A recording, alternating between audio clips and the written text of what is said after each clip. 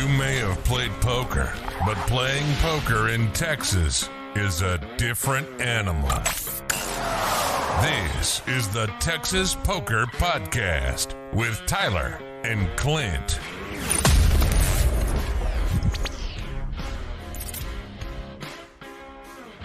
Hello, this is the Texas Poker Podcast. I'm Tyler. This is Clint. What's up, y'all? And we are back with episode 59. Episode 59. So here to kick off this episode of the podcast, you actually got into a kind of an interesting situation. Yeah, I got in this situation I figured you would find very interesting and probably some of the listeners. So I was playing at 101 Katy, right? And when you look on Atlas, they have the 1-3 old school Hold'em. Yeah, which I actually really like a lot. I mean, I like having that as an option. And what that is basically there's no reverse button, there's no PLO bomb pots, none of that. It's just 1-3 Hold'em. I think that's such a good idea. And it's not that I don't like the bomb pot or I don't like the reverse button of PLO. It's that I like having the option somewhere where I know I don't have to play that. Well, and like I was talking to you, well, probably on the podcast at some point, was what kills me in these PLO bomb pots is just how much time it takes in all these Hold'em games. Yeah, well, I remember back when I was in College Station, I had less options than I do now here in Houston. We were talking about my win rate and stuff like that. It had gone down a little bit, and a part of it was that the PLO and the bomb pots were such a huge part of it because you were playing at 52 social and you weren't doing any of that. And we had kind of toyed with the idea of just sitting them out, but that was the problem is like if you're paying for time and that's your main rake, well, yeah, if you're going to sit there and not do anything for 10 to 15 minutes, that kind of costs a lot. Well, it really adds up when it's every 30 minutes if you're sitting out for 10 minutes. Because some of those bomb pots take an actual 10 minutes. Oh, yeah, they take a ton of time. And I'm a big fan of the bomb pots. I do like them. But, I mean, without a doubt, 100%, they take a lot more time. Well, because it's basically just a natural progression because, No Limit Hold'em is fairly quick. There's only so many situations. PLO, people tank a lot longer than Hold'em.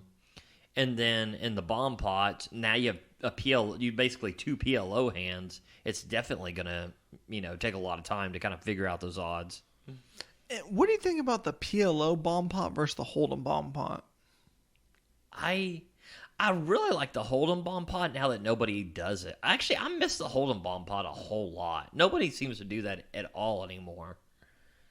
Yeah, I'd rather the Hold'em bomb pot personally versus the two. But man, everyone was putting up such a big stink at Doghouse whenever they're saying, just talking about some other people who wanted to do a Hold'em bomb pot versus a PLO bomb pot, and no one had any interest in doing the Hold'em one.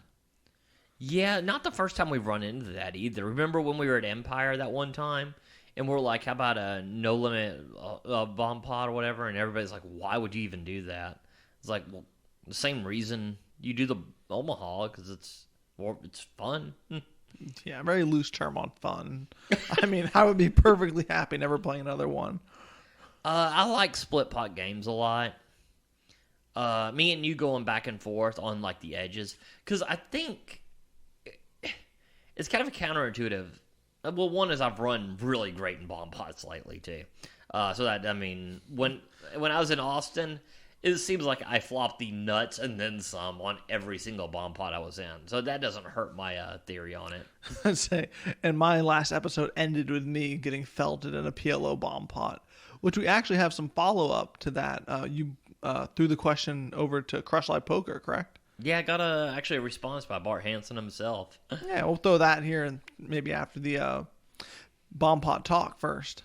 Yeah, it was well, me and you going back and forth, and I like split pot games because when you reduce the variance, if you're a good player, it's just going to, you just come out on top that much more often. Now, the big problem with PLO bomb pots is you lose all the edge of pre-flop. So in No Limit Hold'em, a big edge you have is that guy who's playing 55, 65, 75% of his hands, and you're playing the top 20, well, over time, all things considered, even if y'all had your post-flop skills, you were no better than that guy. You would still win in the long run just because you're playing better cards on average. And what really is the hang-up for me is I'm just not as good at PLO as I am Hold'em. I'd just rather not play. I know my edge is smaller just because I haven't put in, the hours of playing, the hours of studying. But we go back and forth with this, and you're right. I think both our edges are much bigger in Hold'em. That's the material that we studied the most and all of that. But if you've studied even a little bit of PLO, I mean, a lot of those PLO players, they have not cracked a video, a book, or anything. I think a good portion of no-limit players have studied. Not all of them. I mean, but I mean, a decent portion. Whereas PLO, it seems like very few. It seems like you're just gambling McGambler, and that's, I mean, with 9 of them. So it seems like you wouldn't have to study as much at PLO to still be profitable. I guess I'm still in the kind of the getting my bearings in my PLO game, right? Because I've been practicing online and actually been playing more and more since we've been at Doghouse. I feel like I've gotten better, but I'm still not comfortable. Yeah, but here's the question: do you think on average, let's say all of a sudden only PLO was being played, you didn't have a choice, and you going not from like a year from now, but from right now, if you went to like Doghouse, Paramount, or one of those places, do you think you'd still have a slight edge then? I think I'd have a slight edge, but I would put in studying to increase the edge for sure. Yeah, well, that was my thought, is that you should never sit out on a game where even if it's a slight edge, you still have that edge. I mean, if we can go and do a sports bet, and there's one book we're doing it, and we have a 15% edge, and we're making money hand over fist, but we still have money, and we're kind of tapped out. You can only bet so much. And then there's this other sports book where you can bet as much as you want, but it's only 2%. You really should still do it. It's still a 2% edge. So that's kind of my thinking, is why you should, basically, never pass up the opportunity if it arises, which you don't. I mean, it's not like you don't play these hands. Yeah, I've done that before, and God, you want to talk about boring. I mean, you can only walk around the poker room for so long. Well, yeah, like I say, I tried it for like a week or two, because what was happening to me was it was both the double board bomb pots and the PLO, but in College Station it would be 5-5. Well, 5-5 actually increases the amount of that pot to no end. So, I mean, you're basically just playing PLO and double board bomb pots with little Hold'em profits, sprinkled in. Well, and think how short stacked you are, because then you were buying it for like 300, right? Oh, yeah. So, I mean, you're basically paying 5-5 PLO with $300. I mean, that was not an unnormal buy-in either. So the variance is just ridiculous at that point. And that was every 30 minutes? Yeah, that was every 30 minutes. So it's it's weird. It was an old podcast. I was actually listening to it today. There's this podcast called Third Man Walking. They just put it on Crush Live, but it's been a podcast for a while. And he was talking about making the move into PLO from Hold'em. He's a Hold'em pro. And just talking about how god-awful difficult it is, because it's just so different. Right, it really is different. But, I mean, I guess it's one of those things, like you said, if you have the edge, you got to try to exploit it while you can, right? Yeah, and I mean, I think it's just good to kind of, in general, because, I mean, let's say you go into a Hold'em game, like, I complain like at Legends, like I ran into a bunch of grinders or whatever, and it's just a horrid Hold'em game. And you see a PLO game where it's just off the charts. It's nice to have at least the option to be able to go over there and, battle. Yeah, absolutely. And like I said, I actually played PLO last podcast, as you saw by the title. Not great. But, I mean, gave it a shot. And seeing improvements slowly over time, at least. So that's good. Yeah, it's a. So what did Bart say about the? Because I know you're the one who posted it, right, on Crush Live Poker. Right. Okay. So I guess should we go over the hand real we quick? definitely should go over the hand real quick. So you tell me the situation you were in for those people who didn't listen, and to kind of catch up where you were last podcast. I'll just give you kind of the brief analysis of it. Is basically it's a double board PLO bomb pot. I had pocket tens with an ace, a suited ace to go along with a 10, and I ended up with a crummy gutter on the bottom. So I had a gut shot on the bottom, but I had top set for the nuts on the top board with a flush draw. Not my flush draw, but there was a flush draw available. So I had the nuts on the flop, but I had almost nothing. I had a backdoor flush draw on the bottom and a gut shot, so essentially nothing, and the nuts on the top. And I bet 25 because I was first to act, and I got raised, called. I re-raised to 400. I got shipped all in for about 11 or 12, and then someone called behind.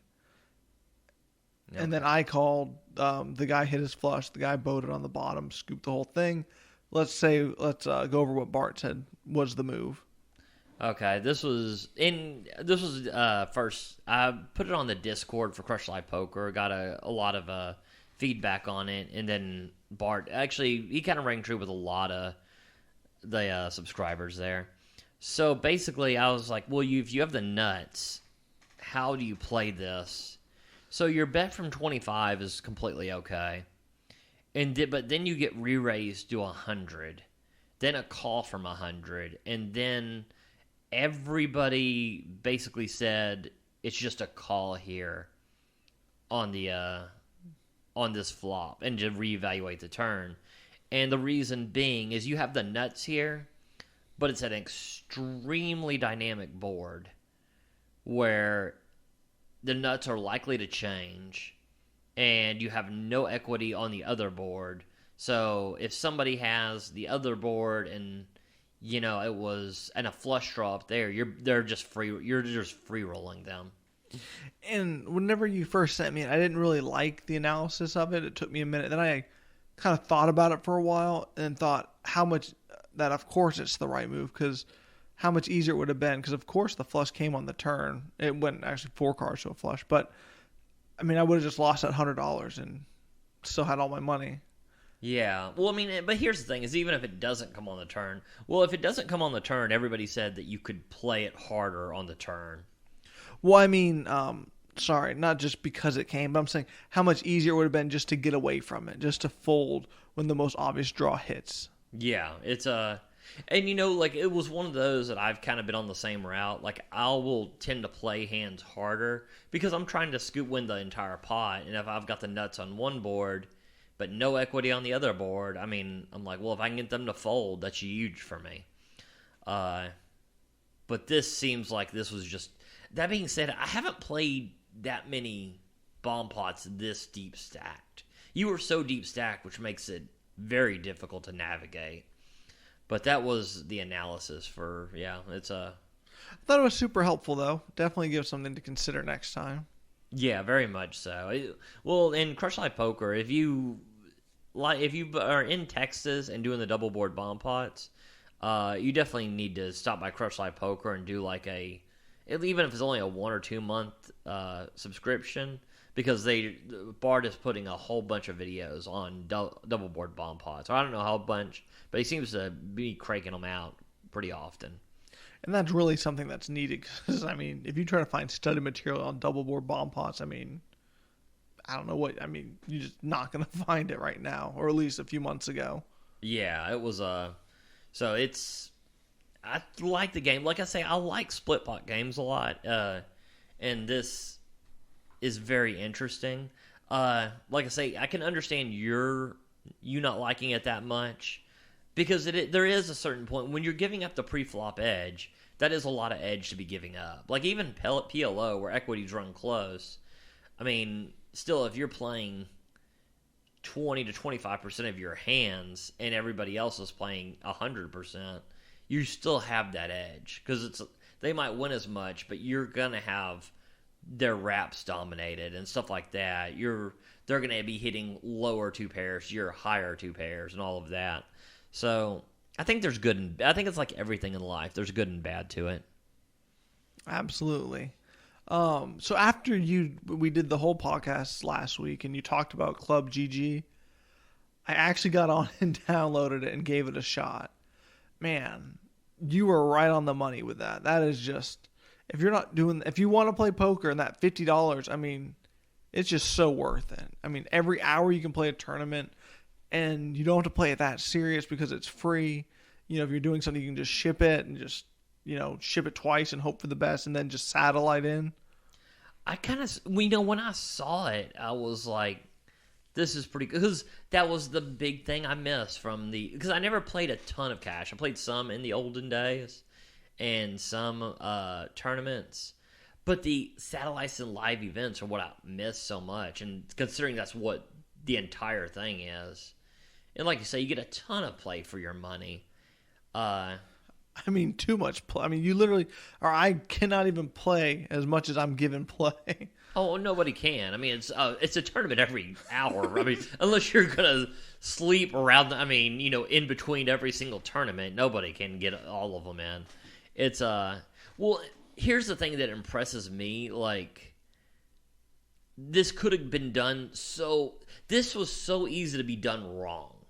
Because if that first tournament is not very quick and very fast and doesn't give out quite a few stage 2 tickets, it kind of kills it. But the fact that it is so fast, you can enter it so fast, a lot of times you're either winning a stage 2 ticket in 45 minutes or you're out in 10, 15 minutes. You can go about whatever you're doing. I just think they did it so well. Right, and so I downloaded it, I think that night or got signed up maybe better than the next day. But I think I ended up with like maybe 7 or 6 stage 2 tickets. I ended up with one final one. I used them. I guess I used all of them. I didn't even realize it. I think I ran 2 at the same time and fell asleep. But that's not the best use of your tickets. But yeah, I actually ended up getting one for the final stage to be able to go to the live event if I win. Oh, that's really awesome. That's I've got 2. I was supposed to use some of my final stage tickets last Friday. Just got too tired. I think one that really needs to form a partnership though. So one thing that's interesting is they have a partnership with Texas Card House over. If you're in from Texas, it's a huge. Because they have Texas Card House, they have a partnership with where you can satellite into their events. Prime Social in Houston, they have a partnership where you can satellite into their events. I was looking at Facebook today, the Lodge, that gigantic tournament series, last check, $750,000 in overlay. That's a damn near almost $1 million that club is up for on there. I tell you what, that's a lot of $10 an hour at a time. So what happened with the overlay? The overlay, they had $750,000 worth of overlay. This already happened? It was happening. Maybe they cut it down a lot, but that's a lot to cut down. There's only so much you can. We might have to pack our bags and hit the road right now. Yeah, but I think that next partnership is probably the Lodge needs to do that because they're going to have a whole bunch of high limit events, and I think it's a good thing. But only so many people can, do $3,000 tournaments. I mean, not many people can. So, but a lot of people would be willing to try to satellite into them for sure on something like that. So, I think that needs to be a partnership at some point. But I am thrilled with that app. It's. You're not playing serious poker, but it's really, really fun. I just think the play that you get for your money is great. That's really what I think. So yeah, really good for like new players and just entertainment. Something you can do at work, which is kind of fun. probably shouldn't be playing poker at work. Well, no, I mean, you can do it while editing the podcast. Yeah, it's I mean, I won't say that we haven't opened up a tournament at work before and got us a stage 2 ticket, but it's but yeah, no, 100%. Well, and I think that just that excitement of winning your way into a big event is just so cool. So hopefully that kind of continues to grow and just get better and better. So that is the same platform that for the GG poker on that Daniel Negreanu and all them were that we were looking at, like when Brad Owen and Andrew Nemi were doing their little tournament series down in Mexico. That was the same one, right? It's just they're a club-based app through the same company. I'm not sure. I'm pretty certain. Okay. I read about it a little bit. And that's kind of interesting because it seems like they're trying to kind of like once poker becomes legal in the U.S. maybe at some point they want to be set up a little bit. Oh, I definitely agree with that. And so yeah, that's a lot of fun. Hopefully at some point we can win our way into a tournament there. So how I was complaining about how your sessions are made and broken on those PLO double board bomb pots. I guess you have some sessions to talk about. Yeah, I was over at Doghouse the other day. So I'm going to go over 3 different types of hands. One is a regular Hold'em hand. One is a PLO bomb pot hand, and one is a regular PLO hand. It's because they all kind of show different things. So the No Limit Hold'em hand, I have Ace-3 of hearts. I raise it to 15. Oh wait, 8-3. It's already raised to 15. I call, and there's 3 to the flop with Ace-3 of hearts. Ace-Jack-6 with 1 heart is the flop. So I have top pair, crappy kicker with a backdoor nut flush draw. Pre-flop raiser bets 25. I don't think with a top pair of ace I can do anything other than call here. Other player folds. The turn is another jack, which I hate this turn. Not because here's the thing: is if he was betting with a jack, now he's ahead, and he was betting with an ace, he's pretty much ahead. He was already ahead. So I don't love this. He checks it. I love to see the check, and I check it back. The river is a 2. He bets 75. And this is one where it just makes too much sense for him to have an ace. And I end up letting it go. And not the most of exciting hands, but it does kind of go to show you, like, this ended up being a fairly decent winning session. And an insignificant hand like that, if I not paying off that $75, that led to the wins all being more because I had $75 more to put in the pot. I thought you were about to say you paid him off. I was going to say, oh, God. This is where I thought this story was going to go. And on the river, I paid him, and he had it. Okay. No, it really kind of just, I wanted to concrete, like, some of these insignificant hands end up becoming very significant in a session. Because when you save that money, it ends up going into a pot where you now multiply that money. Oh, I mean, this is a little bit different, but kind of the same. Where I notice also in some sessions, whenever I haven't played a hand in maybe like a few orbits or whatever, a long period of time, where I'll be like, all right, well, I'll play this just because it kind of opens the range up a little bit, even though it's something I wouldn't normally play, and then I get crushed for however much with that hand. I'm just like, God, I should never even have been in there. And that too is something that kind of is one of those moments, right? Like kind of what you're talking about. That's, you didn't get stacked, but you still got hit pretty hard in a hand you shouldn't be in, and how that can all add up into the wins and losses. Well, I remember that from when you were a new player and we were talking about poker, and you'd be like, well, what do you do here? And it's like, well, once you're there, you're kind of in a stuck situation. But yeah, folding pre-flop and you're never there in the first place. Which, I mean, yeah, playing those some hands, you're bound to get, screwed in certain ways. It's let me see. This next hand is a double board bomb pot hand. I have King 556 with 2 clubs.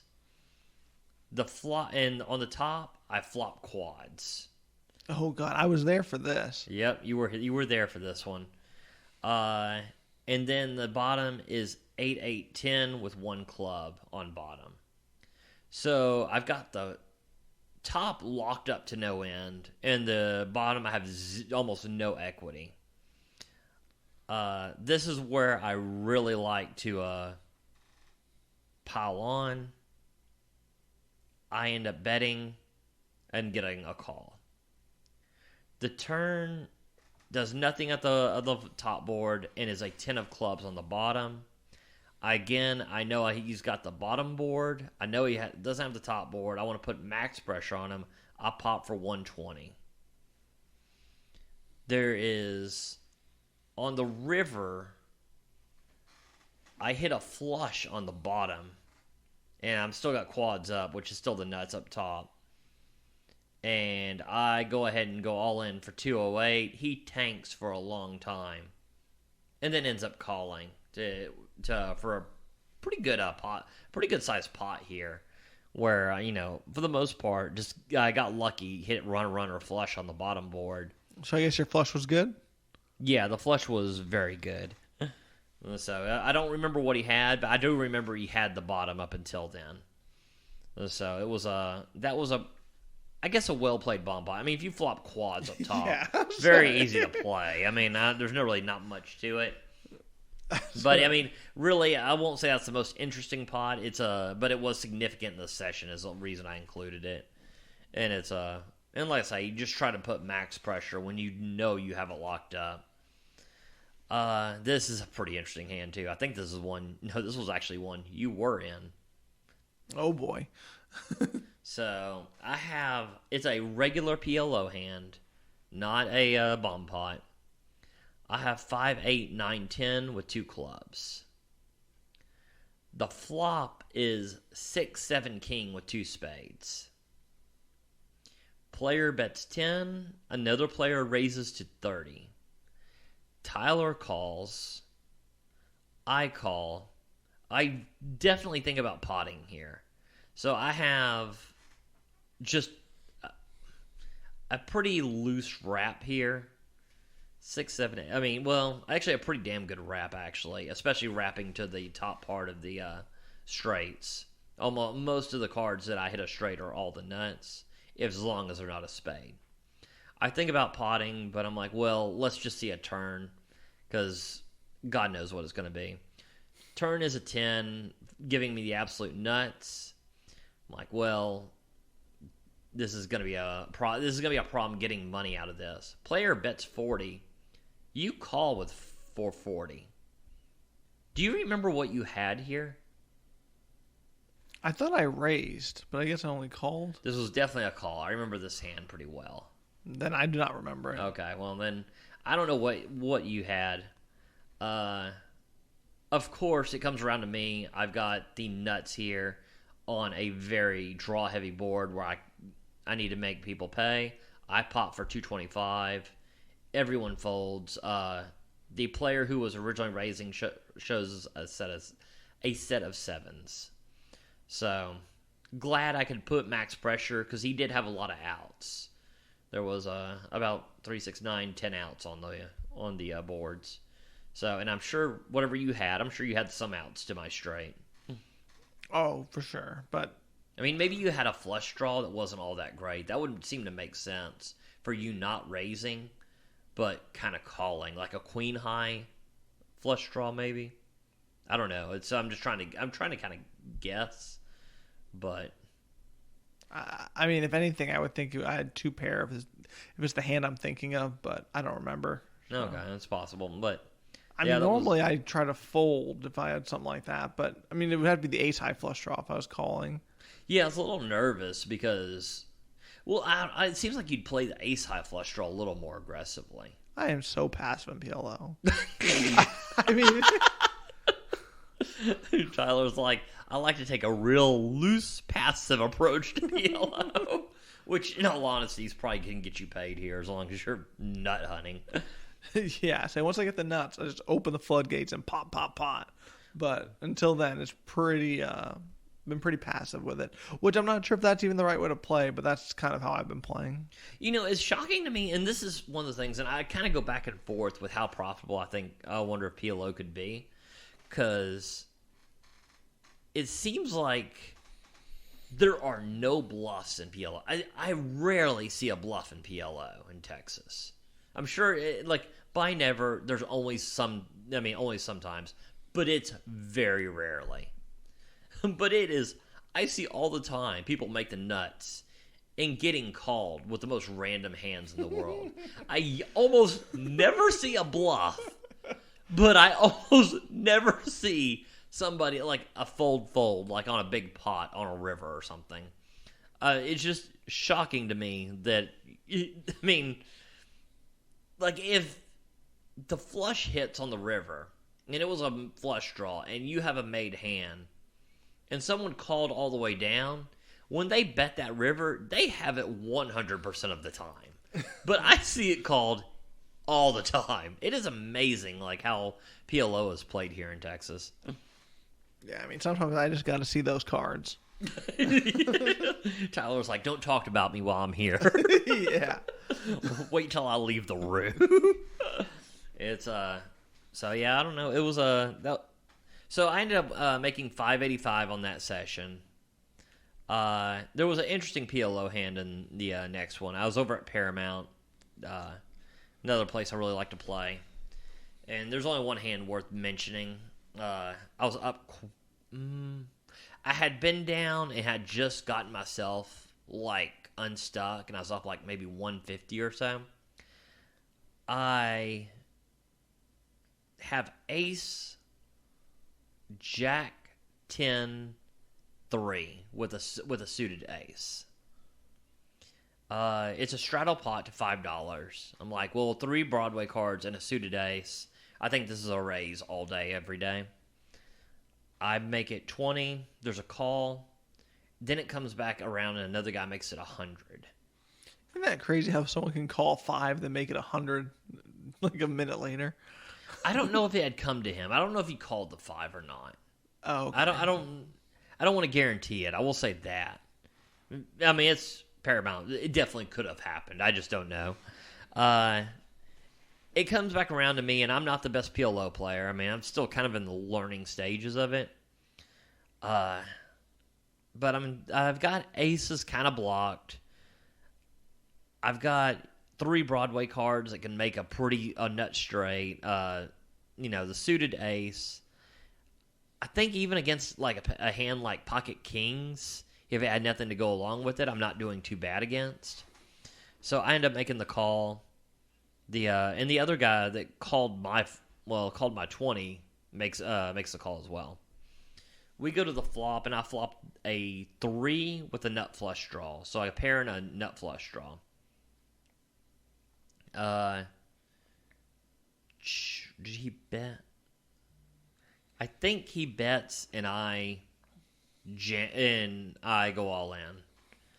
No, I think he might have potted it for all in or something. Either way, me and the original 3-better get it all in, and I'm like, well, this is where I'm at. That's so I don't know what I'm looking at. There are no made straights or flushes on the board, so I think at worst I'm probably running 50-50. The turn is great. It's a 3, giving me trip 3s. Oh man, that's talk about the perfect card. Yeah, it's a, and then I'm like, please, give me a flush, go ahead and boat me, because I think the way he's reacting, I think I'm ahead here. He hasn't shown his cards, but once I have the trip for 3s, I'm pretty certain I'm ahead. And then it comes. The flop was 3, 4, 8, 9 or something. The river's a 7, and sure enough, he has the open-ended straight draw, and river's a 7, and I'm like, I'm just distraught. Just, as you said, in the car crying. I mean, because I had him, because that means in that case I had him down to 6 outs, 3 twos that were not a spade, and 3 sevens that weren't a spade. So I had it about as good as I possibly can have it in a PLO. I mean, I have run so bad as a PLO hands. I got hit by that 2-outer with the aces the other day, and then this. So, been getting a little bit of run bad in PLO, but that's kind of how I think that's how that game goes, right? Oh, absolutely. And I was gonna say, is it even really considered running bad in PLO? It seems like everyone's running bad in PLO. Yeah, everybody. There's no winners in PLO whatsoever. Everybody's a loser. The house is just looking at the game and smiling. So yeah, no, it's definitely a higher variance game without a doubt. But that makes me like when I get it in good like that, makes me want to like hold even more. I'm like, God Almighty. Yeah, and then whenever I get it in like as a 60% favorite, I just might as well just give the guy my chips. One thing I was happy about though is he did not have a great hand. He had an ace where I had dominated, like as far as good the Flush pre-flop. So it was a good call on the pre-flop, which I'm not the best PLO player, so I was glad I made a good call there. I mean, and then bad variance happens. It happens. Absolutely. I think this might conclude it unless you have anything else to add. No. I'm going to try to get some sessions in this week. Thursday, I think I'll be down in Clear Lake, so I'll probably end up playing at either Spades or South Houston. Or there's a new card club called Gin Mill down there. It looks kind of cool from the outside, so I might give it a shot. Right, because that'll actually be that Thursday will be the day that you're listening to this podcast. That's right. So that'll yeah. be the 26th. Yeah. So if you download it in the morning, then I'll be down in Clear Lake playing somewhere. So come down and play. Yeah, I'll probably be at Doghouse. I have to work on Wednesday. That's what happens whenever you get felted in these PLO double board bomb pots. You got to go to work. Yeah, that's gonna be our poker vlog. Just us going to work because that's what we do when we're running like shit in poker. All right, I guess this concludes the Texas Poker Podcast. Talk to you next week. That was the Texas Poker Podcast. Go ahead and rack up, add time, and we'll see you next week.